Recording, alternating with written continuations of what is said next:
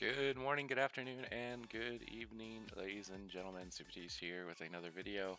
And if I'm being honest, I was kind of feeling down about the state of Moonkin moving into Battle for Azeroth. I had a lot of concerns. Didn't feel like a lot was changing. There wasn't really any innovation. The specialization kind of just played itself out.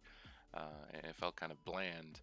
So I had a lot of concerns for it. And Cyous outlined some very accurate feedback in a forum post that was recently addressed by a developer or designer yesterday. And I just want to go over some of those points of feedback and then the designer's approach to the spec, because I think it's adding a layer to Moonkin that it didn't have before. Obviously, I'm going to focus more from a PvP standpoint than a PvE one, but I will take both into account while I'm kind of going through this review of what I think. So if we look at the first point of feedback, we have solar empowerment and lunar empowerment not providing rewarding gameplay, and that the single target rotation can be optimized by a cast sequence macro. Which I agreed with. So basically, when you Star Surge, you get a Solar Empowerment and a Lunar Empowerment, which just increase the damage of Solar Wrath and Lunar Strike. It's not really exciting. In the past, we used to have benefits to these spells that would increase or reduce their cast speed or increase their damage, and they both felt a little bit more unique. And then that's sort of addressed here in this post. This is two parts and our two most important goals for the specs change list going into BFA, and they tie in with each other. First is to add something interesting to the base rotation. As many have pointed out, Balanced Druid's baseline rotation is pretty predictable and doesn't offer much in the way of procs or reactionary gameplay. I think what he's alluding to there is back in Mists of Pandaria, we used to have Shooting Stars, which was our damage over time effects, Moonfire and Sunfire, which would grant us instant cast Star Surges. And from a PvP standpoint, it would always add like this moment of, oh whoa, I got like this lucky string of procs and I can do a bunch of damage all of a sudden. There's obviously pros and cons to that. It's not always the best to be on the receiving end of 3-star surge procs that happen in a row on each other, but that kind of proc gameplay was basically taken from Moonkin and given to a lot of other specializations, and it kind of feels like that benefit was lost. But the new baseline passive, Solar Wrath, has a 20% chance to grant Lunar Empowerment. Lunar Strike has a 20% chance to grant Solar Empowerment. And the goal here is to break up the monotony of chain casting of only one generator with procs that incentivize you to use the other generator. And in PvP, basically, Moonkin is mash the crap out of Solar Wrath over and over and over and over because it's faster. And it generates pretty close to the same astral power, and you're more likely to get it off as it's a faster cast. Someone can't get out of line of sight or out of range or interrupt you or crowd control you before you finish the cast. So in general, Solar Wrath is kind of your go-to ability that you spam, and Lunar Strike is one that you really only use when you have an instant cast proc from being attacked. Other than that, it's generally not very usable, at least from the perspective of Legion and what BFA was going to be before I read this post, and there's more addressing Lunar Strike later on in the post. Second is to make solar and lunar empowerments more meaningful. The damage bonus they provide on live isn't negligible, but they don't provide anything interesting other than damage. It's hard to make a damage bonus with no created gameplay feel like a bonus psychologically. When you know in the back of your mind that everyone's damage is tuned to be similar at the end of the day, we're trying to two changes here. Solar Empowerment is changing into causes your next Solar Wrath to explode for additional X% of its damage to all nearby enemies. Also hits the primary target. This is very similar to a talent that mages have, and I'm kind of blanking on the name of it, but it's I believe Arcane Blast, Frostbolt, or Fireball have a chance to explode two targets around it. I don't know if that affects the primary target. Affecting the primary target helps the single target damage a lot. This could be an interesting animation. It also may make hard casting more beneficial in battleground situations. Generally, in battlegrounds, if you're looking to maximize your damage, you're just dotting multiple targets and keeping Starfall down. But if Solar Wrath now has an area of effect, it could be beneficial to kind of toss out a couple of Solar Wraths in the middle of that. From an arena standpoint, this is very good just for damage and pressure. But it comes with some significant drawback because area of effect damage breaks crowd control. So if you're hitting a warrior and he is standing next to a Death Knight who's in a polymorph, I'm going to have to assume that the Solar Wrath explosion is likely to break the polymorph. Um, and this isn't something that is really addressed in the post, and I'm not sure if it is a concern or not. There's a lot of mechanics with area of effect damage baked into the rotation, which is always really fun when you're fighting a trash pack in a dungeon, because you're doing tons of damage and you're still generating your main rotation, and there's no drawback to it. But in PvP situations where crowd control isn't simply apply a polymorph to this monster for a very long duration and the rest of the monsters run away from it and you don't have to worry about breaking it, players can actively coordinate their positions, which it has pros and cons too, right? Should a player be able to punish a Moonkin who's casting this ability by standing next to his healer who's in crowd control to break him out of it? The only thing that concerns me is that this is kind of your main filler spell, and it has an area of effect built into it, so you can't really generate astral power without AoEing. This is assuming that Lunar Strike also continues to AoE, which I do believe it does. Later on the post they address it, and they actually, I believe, say they're increasing the range of the area of effect, so that would mean it's even more likely to break crowd control. So there's drawbacks to that. The benefits is you're probably going to do a bunch of damage. So Moonkin compositions that don't really have to worry about breaking crowd control, like Warlock Moonkin, Death Knight Moonkin, Ret Paladin Moonkin, things like this, you're probably going to feel very strong.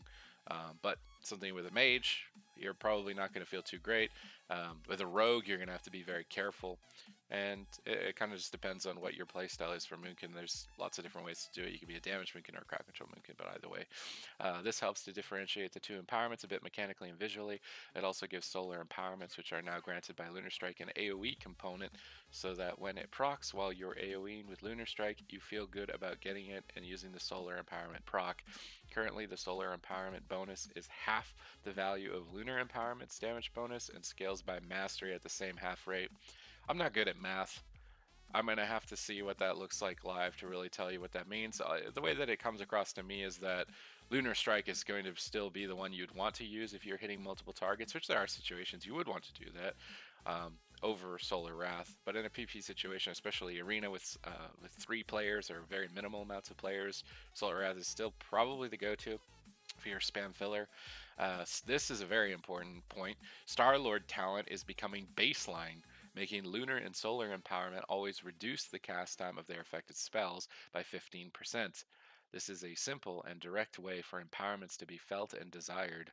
Star-Lord is being redesigned into Star Surge grants you 3%. Okay, let's break down the first part of that. So Star-Lord becoming baseline, it makes Moonkin feel very smooth, this talent. It was almost your go-to every single situation, outside of maybe the instant cast Lunar Strikes from Warrior of Elune in a situation where you're never really able to hard cast much. But with this going baseline, it's going to smooth the spec out. Like, this is like cooking with butter. You just put it in the pan and everything's just smooth at that point. So that's a really exciting change in terms of quality of life for Moonkin, and I'm very pleased for that. This is a simple, and then moving into what the new talent is, which is Star Surge grants you 3% haste for 15 seconds, and it stacks up to 3 times. Gaining a stack does not refresh the duration. This is similar to Alacrity for Rogues, which is every time they use 5 combo points, they get some haste and it stacks up, but it doesn't refresh its duration, which means it's likely to fall off unless you're generating a lot of haste, or you bank all of your astral power and then spend it all at once. So you could get 9% haste if you banked it all up, but they've removed Astral Communion, which is a talent that granted you a bunch of astral power all at once, so you could pump out 2 Star Surges and then get 2 stacks of this. You can't do that, so it could be difficult to maintain this, especially if it falls off. And I'm sure if it falls off for PvE reasons, but in PvP, it might not make the most sense to run with this over the instant cast Lunar Strikes. But what I'm more interested in is later on they address Force of Nature, which is, if everyone remembers Moonkin back in the day, you used to be able to summon trees. You used to summon 3 trees, and they would just chase down people and punch them. And I think they're making some changes to the trees, so the trees might be coming back. So maybe we just don't take this passive, we can take a more on-use ability, which for me, I love more spells. And I think, like, the ability pruning overall is kind of going a little bit too far, but with changes like this, it's definitely addressing it in a way that I'm pleased. So moving on, this doesn't instantly make empowerments the most interesting class mechanic in the game, but it should be a step forward. Yeah, so basically they're smoothing out our casts. They're going to feel faster. They're adding a little bit of extra damage to Solar Wrath, but it's also a bit of randomness in that sense. So you got to be a little bit reactive to what your empowerments are, which may mean that you need to download more add-ons and get weak auras and things like this, so that you can track which empowerment you have, because it's going to be important that you use the correct one when you're getting them. So it could make it a little bit more complex in that sense, that you might feel you need an add-on rather than just tracking the buffs in the top right. But it's entirely up to you. I often just look to the top right corner to track the buffs that I'm getting. But basically they're individualizing solar and lunar empowerments, which make them feel like more character, and they're smoothing out the spec by giving us just more haste on our casted spells basically, and then also opening up the window to use the other two talents that we really never got to use, especially in PvP. And I also think PvE, I don't think, other than when Starfall meme spec and the Nightmare Raid was a thing, you probably didn't use Force of Nature or Warrior of the Loon very much in PvE, even in Mythic Plus. So having Star-Lord go baseline in this new Star-Lord means that talent row is going to open up. So overall, I was very excited to try some of these changes. And again, this is still beta, so I'm just reviewing these off of a forum post that I saw yesterday. And now we got Fury of a Loon, Sunfire, and Lunar Strike do not share the same splash radius. So this is now leading into what I was talking about earlier, where Lunar Strike and Legion has a little bit of an area of an effect spell, but it was a very small radius to the point where you're probably not likely to break a crowd control unless the person was existing inside of the person that was polymorphed. But with this change that they're about to say here, we've standardized the plus splash radius of Lunar Strike, Fury of a Loon, Full Moon, and Sunfire to 8 yards. Many of the 3 to 5 yard radiuses in the game started off, or many of the 3 to 5 yard radius AoEs in the game started off as, let's make this spell effect that looks explosion-y but won't impact AoE damage too much, so let's make it a small 3 yard radius. In practice, having AoE capability means players want to make use of it. When it's 3 to 5 yards, it's very difficult and thus can be frustrating. 8 yards means you can more easily hit a basic clump of enemies on you or the tank. So again, addressing this point, it makes complete sense from a dungeon standpoint, and I've done my fair share of Mythic Plus and Mythic raiding, and I can see that, like, I would want to take advantage of casting Lunar Strike when I can see there's multiple monsters next to each other, and that's a good way to differentiate between what filler you're using between Solar Wrath and Lunar Strike.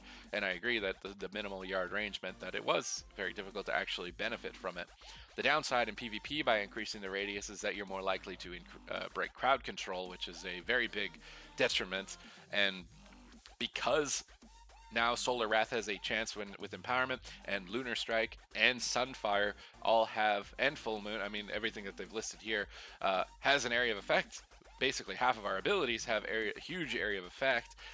It's fun for damage dealing, but when you have to worry about breaking crowd control, then you're just suddenly sitting there like, I can't press half the buttons right now because I'm going to break the polymorph, and if I break it, then this healer's just going to heal the guy I'm trying to kill back to full health. So it's almost like a catch-22. I see how it benefits that side of the game, and I agree, and I also see it will benefit us in PvP from a damage sense, but it might end up pigeonholing the classes that we can pair with depending on how much crowd control they have and if that crowd control can be broken based on damage. So I'm in between on this from a PvP standpoint. But moving on, Lunar Strike is insignificant in AoE despite having a splash mechanic. Lunar Strike's radius increasing from 5 to 8 yards should be noticeable, but we can probably safely nudge up the splash damage a bit, 25 to 33%, see how it plays. Note that next week you'll see a 10% reduction to Lunar Strike's base damage. That's to mirror a new 10% reduction to its base cast time from 2.5 seconds to 2.25 seconds. This makes Lunar Strike's cast time and astral power generation to be exactly 50% higher than Solar Wrath, and makes it no longer slower resource generation ramp with Lunar Strike than Solar Wrath. That's interesting. I'm wondering if it's fast enough in a PvP situation, because obviously in a dungeon, the monster isn't trying to run around a corner before your spell finishes, or, well, maybe sometimes, but probably not actively trying to stun you right as your cast ends and waste the maximum amount of time it can on you while you're casting the spell. So I don't know if 10% reduction to cast is enough to justify that you're going to be spamming it. However, the increase to its splash damage might mean if you're fighting a comp where there's a warrior and a death knight standing on top of each other, and you're playing with a warlock and your main goal is to kill multiple players at the same time, you might spam Lunar Strike now instead of Solar Rat, depending on if you're being attacked, and it's just going to do more damage to both of them. So it will give you a significant benefit there. This is one that I think could either be really good or not really change too much. It might be situational. It might be very good for when you're not being attacked, but if you're being attacked, it's not really going to affect you because you're going to get instant cast Lunar Strike, so getting a 10% reduction on the cast is actually not beneficial. So I'm in between in regards to this change. For PvE, it definitely should make things more interesting rather than spamming a Solar Rat to get your empowerments going. You can now use Lunar Strike, and in a situation where multiple monsters are stacked up, you'll be able to benefit from the area of effect damage. So in a Mythic Plus situation, I see Moonkin coming off of this change very strong. Now let's move on. Stellar Flare suffers from a very heavy cost. I've never really been a fan of Stellar Flare. Having 3 spammable damage over time effects, one casted, it kind of feels like you're treading into the Affliction Warlock's domain to have that many damage over time effects. And it has always been clunky for the same reasons that Cyous lists here, that it's on a talent tier that basically makes Starfall not usable if you take it, and it needs Starfall for Stellar Flare to actually do damage. It's dispellable, and in a PvP situation, if your damage is just immediately dispellable, and it costs a lot of Astral Power, it's just, it costs too much, there's not enough benefit, it requires too many specific situations to happening at the same time for it to even work. And it's just an extra dot, which feels a little bit strange to Moonkin just because I'm so used to having 2 from the days when I did Insect Storm Moonfire to being changed to Sunfire Moonfire. I'm just kind of used to that. So I'm not the biggest fan of Stellar Flare. I'm not completely against trying it, but with how many restrictions it had and how difficult it was to use it, it just never, it was never actually plausible or realistic to use it. So, but here they're going to address it. Stellar Flare requiring a Starfall to be down to get a large portion of damage felt bad. So, yeah, we agree. It's a kind of weird negative synergy with both being Astral Power spenders. We've removed the Stellar Empowerment portion of it. So, and instead its damage is increased by Balance Mastery, the portion that increases Astral Power spender damage, and it's kept at 10 Astral Power for now. One use case for Stellar Flare was that it can be a spender for targets that can't all be covered by a single Starfall, even though Stellar Drift covers the entire world and pulls the floor above. And this use case pointed even more toward removing the Stellar Empowerment requirement portion of it. I think Stellar Flare is still looking for its place on the spec. We'll continue to look for opportunities to improve and change it. So it kind of seems like they agree that Stellar Flare is a little bit difficult. Well, it's a lot difficult to make it work. Especially under the restrictions that it had in Legion, which is why, at least in PvP, we almost never saw it outside of maybe the occasional hipster Moonkin that wanted to do it to look cool. Generally, it wasn't pragmatic to use it. So they're addressing it by removing the Starfall aspect of it, which means you can just dot. Maybe that ends up being pretty decent if you're playing with a Shadow Priest or a Warlock and you want to be more of a damage over time based Moonkin rather than a bursty Moonkin. It could add a little bit more flavor in that sense. So I'll probably give it a try and see how it works out. I'm interested for you guys at home that play Moonkin if this seems like something cool. If you like Stellar Flare or want to try it. Obviously, it's just my opinion, right? So it's going to be different ones. But moving on, Cyous then mentions AoE gameplay is too reliant on shooting stars. Other talents do not come close to the performance of shooting stars. So shooting stars is a talent that was on the same tier as Astral Communion, and in PvP, especially during the current meta for Moonkin, this is after Starfall got significantly crushed in nerfs. Starfall was just, I don't even consider it really a button anymore. It's more like you put it down when someone's behind a pillar trying to drink because it puts them in combat.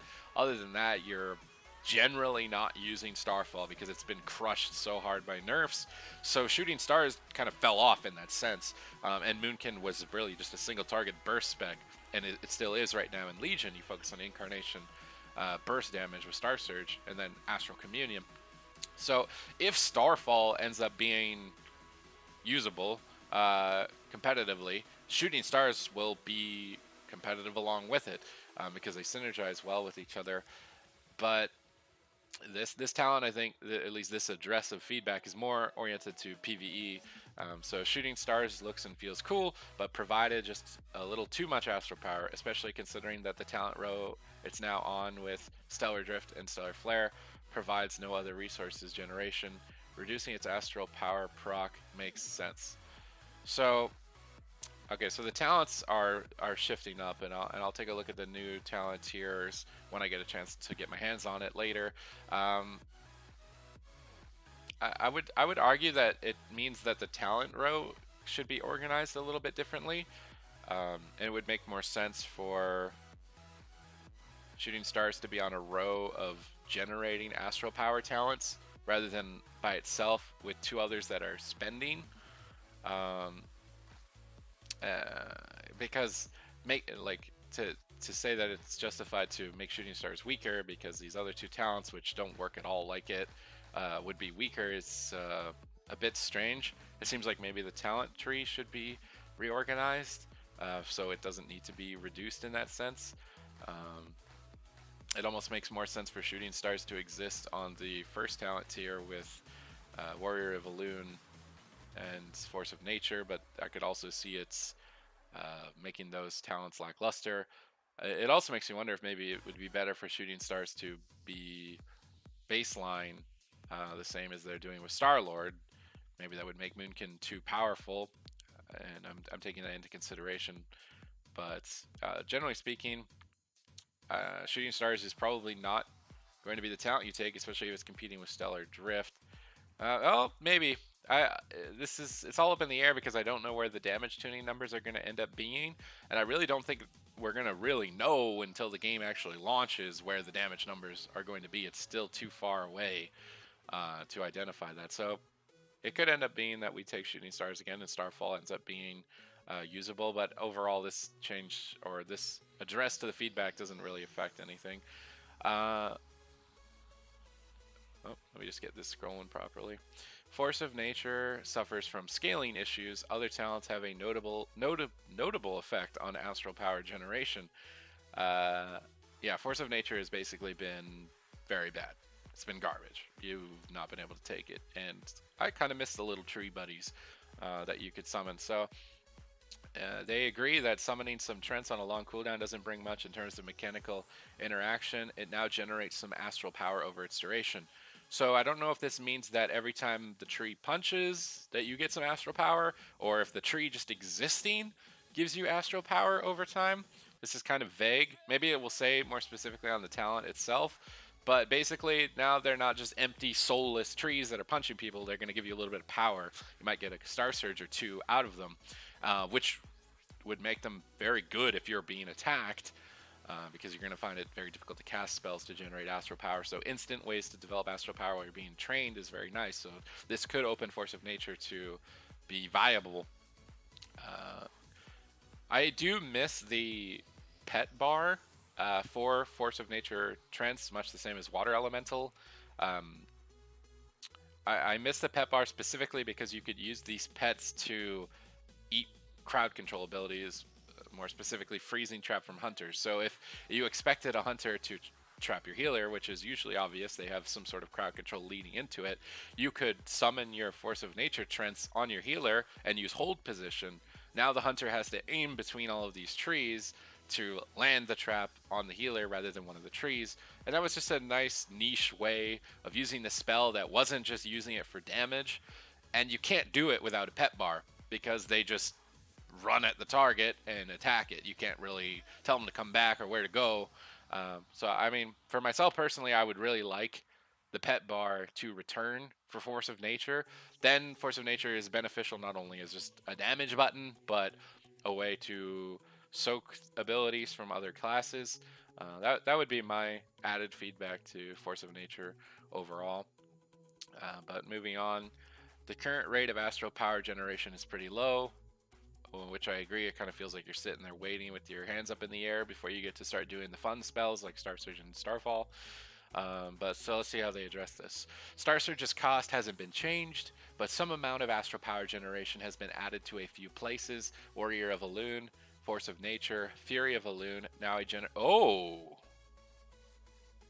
Now, okay.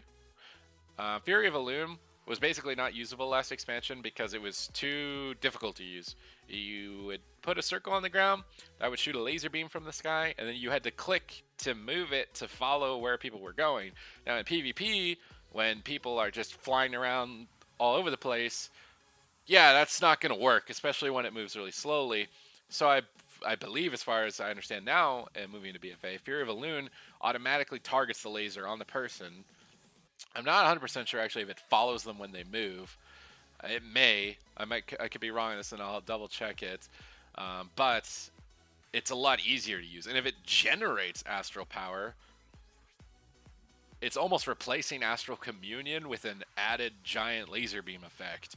So Fury of Elune could actually be something you pick now. But other way, Nature's Balance has a new design. Additionally, the average cast speed of your 2 generators has been meaningfully sped up, with Star-Lord's reduction becoming baseline. Okay, so they're addressing their at the top. Both of these kind of tie together. With Star-Lord being baseline, we're casting faster, so we'll generate more astral power. So I think that's fair. And obviously, we'll just keep an eye on it. Alright. And for the love of God, remove Nature's Balance. I have never seen a talent that makes me more depressed. I dread the day I have to pick it because it's the best. It is horribly unexciting and makes rotation even more wrath spam. Don't make it baseline, don't buff it, just delete it. So he's very passionate about not liking Nature's Balance, which I believe is a talent where you soul somebody and your damage over time effect gets a little bit more time. And I kind of agree, it's not really the most interesting talent. But let's see how they address it. Agree here. The bonus it provided ended up making the single target rotation feel less engaging, even if it was sometimes nice to have in multi-target situations.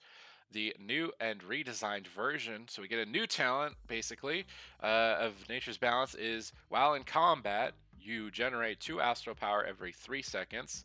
While out of combat, your astral power rebalances to 50 instead of depleting to that's really good. In PvP, that is really good. That means in the waiting room, you get 50 astral power. That's a Star Surge. Or a Starfall if you talent, I think. It's a combination of the live blessing of Anshi talent, which has been removed, and 1/2 folded into this one, and the new effect, which removes out of combat astral power generation while below half, allowing you to enter combat with up to 50 astral power, which allows a Star Surge or Starfall in the opener. That's literally like a kickstart to your rotation. You're not gonna have to sit there and just see solar rat, solar rat, solar rat, solar rat, solar rat. Okay, now like, I'm engaged. That means you just right out of the gate, and that's super helpful when you have a demon hunter that's immediately on you, just whacking you, and a warrior and a DK on you as a caster. So having that quality of life, that's significant, and especially with war mode and a lot of the world PvP elements that are going on that I really wanted to be a part of, but Moonkin, generally speaking, kind of just gets run over in these situations because it takes too long to get going. So with this, you're going to be going full power against the Demon Hunter right away, which is really nice. I mean, I'm going to have to actually play with it to figure out if it works out that way, but reading it on paper seems very good. So here we go. Well, the new build came out today, and another nerf in the form of Soul of the Forest only reduces the cost of Starfall down from 10 down from 20. That's the nail in the coffin right there. Destroyed the rest of our niche. This was the build. We were looking forward to it. Starfall's based astral power cost has been reduced to 50. We probably should have waited to make that change to Soul of the Forest along with the rest of the changes to the spec. Okay, so basically Cyous was overreacting to a nerf that was supposed to be made along with another change that buffed Starfall baseline. Which I think it's fair on both sides. It would have been nice to know ahead of time that was happening, so we didn't react negatively to it.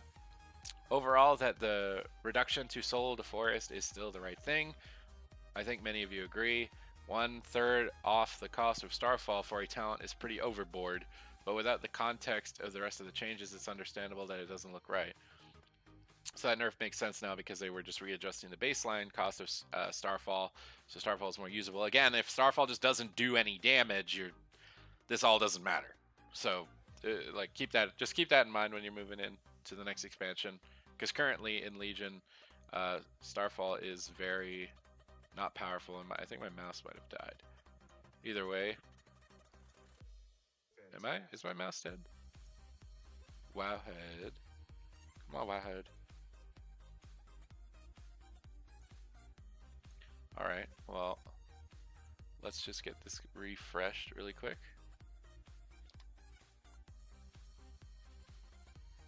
All right, let's go back down.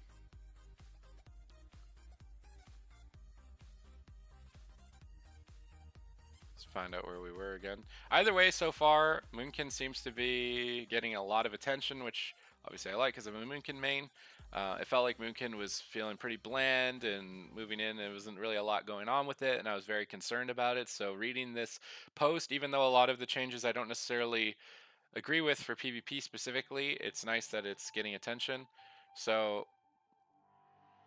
we took a look at the new build. This is the coffin. So again, Starfall just might not be usable anyway, so just keep that in mind. And then please give us a way to spread Moonfire on multiple targets. So we all know Sunfire is area of effects to multiple people. You can apply it right away. Whereas Moonfire is like, you got to do the due diligence to go one by one. And they're basically taking what was an honor talent at the beginning of Legion, then removed, then converted into the legendary shoulders, and they're turning that into a talent, which is Twin Moons. This is a new talent that causes Moonfire to deal additional damage and also hit a second nearby enemy within 20 yards of that target. I could see, like, right away everyone's like panicking, like, oh, we're gonna spam Moonfire, but we're losing our artifact weapon. And on our artifact weapon, we had an artifact trait that increased the direct damage of Moonfire significantly. So if that artifact trait gone, I don't know if Moonfire is really going to be overly potent as it was in that situation. So this talent could end up being just okay. There's an honor talent that increases the direct damage of Moonfire, which you normally don't use, but because you can get this, it might be an opportunity to do it. And because the honor talents are changing, you basically have a bucket of them, just a bucket of honor talents, and you just pick the ones, you pick 3 of the ones you want plus a trinket. So maybe if you want to run this Twin Moon talent, or you think you're going to get attacked and not cast much, you could spec another Moonfire direct damage one instead of the Incarnation reduction one, or if you want to focus on sustained damage. The bucket way of choosing talents is a lot better, and for Moonkin there's a lot of different options. You can focus on crowd control talents. You can get Fairy Storm, which is a disarm, Cyclone, and I believe the Deep Roots, which is unbreakable roots, but it's not unbreakable next expansion. I think it's 100% damage taken, and I'll have to run a test on that to figure out the exact number it takes to break a root. But generally speaking, you can get Cyclone and Disarm, so you can be super supportive to your team. Or you can take all the damage ones and do a bunch of damage instead if you felt like you just wanted to do more damage. Or you could take crowd control ones, or defensive ones, or you just mix them together and try and figure out if maybe you want to mix them together. Either way, I like the bucket honor talents a lot better than the strict listing of honor talents. And this new talent will synergize with that honor talent, assuming that the honor talent still exists when the game comes out.